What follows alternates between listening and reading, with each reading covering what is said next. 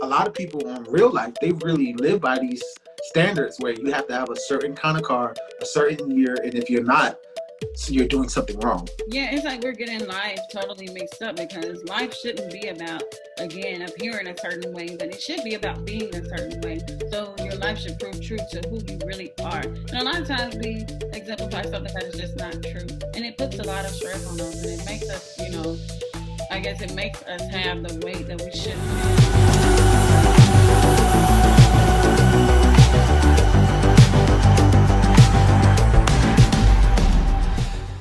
Hey everybody, and welcome back to Unadulterated You. I'm Bianca, and this is Teddy. Happy What's to be going back. on, people? Yeah. So here we are. We're on a roll tonight, so we just wanted to do another topic. And actually, this is one that we kind of want your comments on. We really need your comments on to see what you're thinking. What really matters? So, the reason why I chose that topic of what really matters is because we live our lives a lot of times, I guess, in essence, trying to please man instead of, trying to please God. So we want to be acceptable to man. So they say we should have a car, a certain type of car. We should have a certain type of home, and we should buy that home. We shouldn't be renting or, a certain type of career and all those things. Try to live by the guidelines that so-called society inflicts on us, in the name of being approved or in the name of being accepted by man. But we should be acceptable in God's sight. So really, I would like to know, what do you guys think? Like, have you been following the guidelines of man, trying to be acceptable in man's sight, or does it matter more to you to be acceptable in God's sight? If you have been working to be acceptable in God's sight, then all of the importance that we put on keeping up a certain look or maintaining a certain, I guess, way of living should be null and void. Like, we should just allow God to pretty much lead us and, guide us instead of us trying to please so-called man. Yeah, I mean, it's not even just actually owning those things, but also the timing of owning those things. Because a lot of us, we look at, especially with social media, and I'm guilty of this, where you may see a certain individual where they may have certain things now and you're nowhere near getting to that, and it's like, man, what am I doing wrong? Like, am I doing something wrong? Or you kind of judge the situation, you kind of put a burden on yourself. So, I mean, if it's okay, I want to ask you, just you specifically, have you found yourself making some big decisions in the name of, being acceptable to man? Absolute, especially in the past. Absolute, like in the past, my whole life was based off of that. I want. I know that's a cliche thing to say, but I wanted to keep up with the Joneses. I wanted to be, whether the Joneses really had it or they was putting up a front. I was trying to stay with them, and I lived a whole life trying to be like that. Well, and I think for me, somewhere in there, even now, if you're not careful, certain friendships, relationships, and stuff, you get caught up in trying to maintain a certain look in certain areas of your life. So, can we go out? And you may not have that in your budget. And it's like, but you want to appear that everything is fine. So you put yourself out there knowing that you really don't have it to do. It's just little small decisions and large or big decisions that ultimately equate to us trying to keep up with man or trying to appear a certain way to man, when really, it's not like God led us to do this or that. But the amazing thing is, in those decisions that we make, he's still like merciful and graceful enough to sustain you. But I do believe that we could be in better position if we didn't go ahead of him making decisions to appear a certain way. Absolutely. Like, I'll give you a particular situation. Like, my boy Lou, he was on one of our podcasts with us, and me and him, we like brothers, man. We laugh, we joke together, and there's a joke that we do between each other, but it's actually a joke. It's not real serious. But he makes fun of me because he said, "Oh, yeah, you have all these cars, but they old. So if I was be trying to keep up with the Joneses, I'll be trying to have the latest 2018, 19, 20, 2021. But I'm getting to that point where I just care about having something that I like and that's reliable. Mm-hmm. So, but he says it jokingly, but a lot of people in real life, they really live by these standards where you have to have a certain kind of car, a certain year, and if you're not, so you're doing something wrong. Yeah, it's like we're getting life totally mixed up because life shouldn't be about, again, appearing a certain way, but it should be about being a certain way. So your life should prove true to who you really are. And a lot of times we exemplify something that is just not true. And it puts a lot of stress on us and it makes us, I guess it makes us have the weight that we shouldn't have when we want to seem a certain way. Anyone who's in a relationship with you or friendship with you or, who means well should be fine with you however you are. And I mean, if I'm in friendship with somebody, I encourage or I try to, if y'all hadn't heard it, I'm going to say it now that, encourage you to seek what would the Lord do for your life or seek, how would he have you to live? Because the thing is, it's not about like how it looks today. We make a lot of decisions based off of just today or right now decision when the truth is you never know what God has for you on the other side, but we jumped ahead and made decisions to do a certain thing. But I do want to move a little bit forward and say like, what about when we make decisions that we think pleases God and appears good to man at the same time? I mean, it's hard because Like a marriage or something. but like marriage. Yeah. I mean, I'm guilty of that because, and I mean, I'm not trying to throw shade on my previous situation, but I know from my perspective, I got married because I thought that's what the church or religion wanted me to do. Yes, I had love for that person. Yes, it looked good from the outside, but because of the perception of you're not supposed to be shacking up with somebody and all these rules that people put on you, I made a almost, well, it wasn't permanent because I got divorced, but I made a real long-term decision based on what I thought people or life told me that I was supposed to do or was to look good from the outside. Mm-hmm. It was a situation that, like I said, it appeared to be pleasing to God, or it seemed, okay, this is going to please God and it's going to please man. Not knowing that it could be more, you could be creating a storm of a situation, which I don't know yours, but I'm just saying in general, when we make decisions that appear to be good to man, or hey, okay, out of nowhere. Wouldn't it be great if I said, okay, I am a minister and God has spoken to me and I'm a minister and this will be pleasing to God too. So man will look at me and think that I'm of a certain stature and God so-called will be pleased with it too. But a lot of times we take up on a lot of responsibility that he did not design for us. Oh yeah, absolutely. Just because I want to be this, I don't know, I don't have a title. I'm just going to say this so-called minister that I want to be acknowledged by man and God. Oh, yeah. Oh, he didn't ask you to do that, but you went and did it anyway. And did you even ask him? I don't know. I'll say this.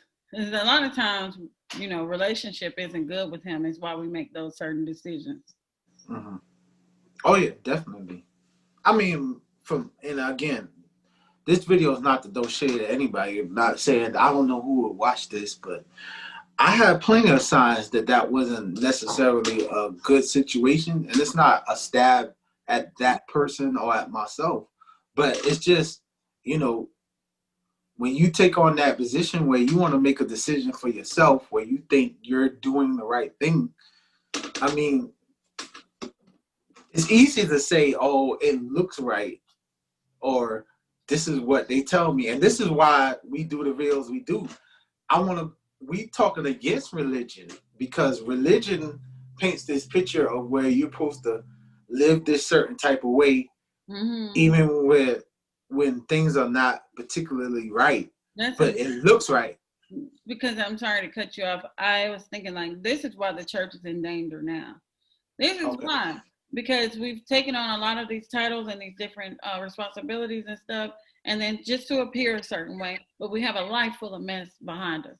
We have a life Yeah. full of mess when you go home. You have a world full of shame if people really knew what you were dealing with. This is Yeah. why the church is in trouble. Exactly. We should Yeah. be seeking Him and not looking to please man or any rules or any guidelines that have been present or made present that's supposed to prevail in your life. No, only His will should prevail in your life. You know, we Mhm. ask that His will be done in our life, not our own, not anybody else, not my neighbor, not my boss, not my mom, not my dad. We want God's will to be done in our lives so that we can save ourselves from this world of trouble that we often create for ourselves. All of these things that are said to matter, they don't matter. Nothing matters. Exactly. It doesn't matter. And It don't. I was thinking, or I was talking to someone, I don't know what you want me to say, but um, just think about how people, first of all, we're all, here, we're going to live and then we're going to die.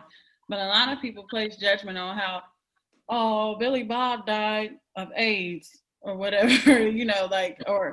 and then we have Sally who died of cancer. But we deem Mhm. Sally to be better than Billy Bob because AIDS is like a taboo. But the truth Yeah. is, Yeah. we're all set to die. Who are we Exactly. to judge Yeah. anybody and act like it matters one way or the other? Why don't Mhm. we just think about what's real and not fear the one who can destroy the body, but fear the one who can destroy the soul? And that tells us just to be consistent in seeking our relationship with Him, no matter how or whatever has come upon you in your life. There's no mess that He can't fix, and it's no man that can fix it for you. Only God can. So Exactly. Yeah. we keep putting it back to man, matter what they think, but it should only matter what God thinks of us in the end. Exactly. You're 100% right. And unfortunately, and this is stuff that we're learning as we going through this process. It's like Mm-hmm. sometimes you have an idea of what you want for you, but you never consulted what God wants for you. Mm-hmm. So it's like, yeah, I would love to be, like you say, doesn't really matter. I would love to be in my first house by 30. But what if God don't want you to be in a house by 30? So I'd like to know what created that desire, because really, do you really want a house? Like, I have to ask myself, would I really want a house, or do I just like to travel? Those types of things. Like, Yeah, yeah. do I want something because man said I should have it, or what's Mm-hmm. creating the desires? Because it talks about how He will give us the desires of our heart. You know what I Mm-hmm. mean? And because He will give us the desires of our heart, man should not be, I guess, tampering with that. We shouldn't even allow man to tamper with that. Some people don't like to live in one spot. It's okay not to purchase a house. And some people don't want to speak in a crowd or whatever. It's okay not to be a pastor. It's okay, Exactly. Yeah. whatever. He's gonna give you the desires. Don't look at what somebody else says. Oh, you would be a good speaker, and so you jump up and you do it. No. Exactly. Exactly. I'm gonna show y'all a quick example, real quick. Y'all people that watch me on Facebook and on Instagram, y'all know I'm known for this. I post my little model buses and stuff. That's prosperity. That's what I want one day.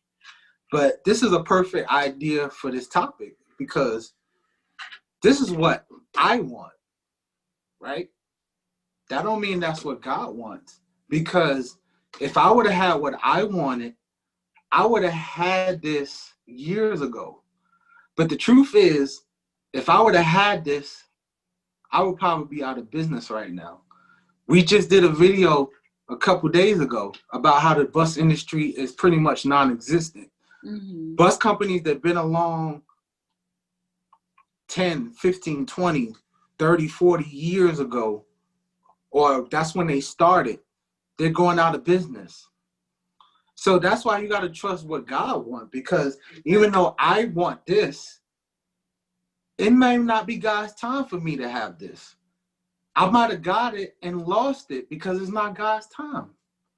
Mm-hmm. And sometimes it's a hard pill to swallow that what I want isn't necessarily what God wants for me. But and when you begin to consider that what He wants is going to be 100 times greater than what you want, you let those things go.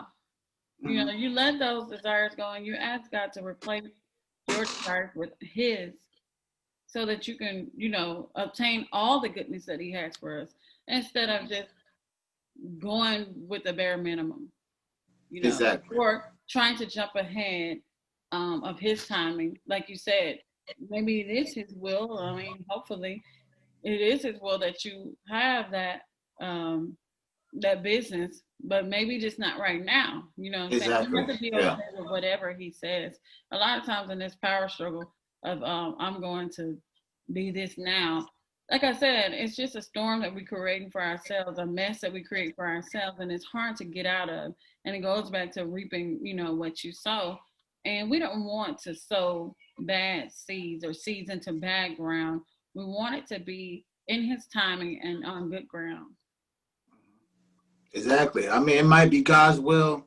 I'm 36. It might be His will that I don't get this till I'm 50. Mm-hmm. But He knows better than me. He knows that the coronavirus is going on right now. He knows about the pandemic. The bus industry is struggling right now. There is pretty much no travel as far as passenger travel. Yeah. But He knows better than me. He knows what will come, and He knows, when it will flourish. He knows all of that. So we have to allow His timing for these things to come to play. But you guys, we're just going to go ahead and end this topic, and I hope that you were able to receive something from this, just like all the other ones. And we're looking forward to just communicating with you guys a little bit more, seeing what's on your mind so that we can talk about it.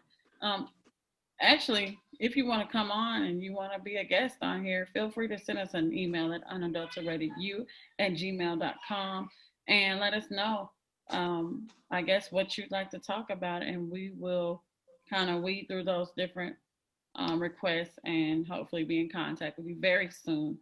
Until next time, we hope that you like, share, subscribe, hit the notification bell so that you can be aware when our videos are up. And we'll talk with you guys soon. Y'all be blessed.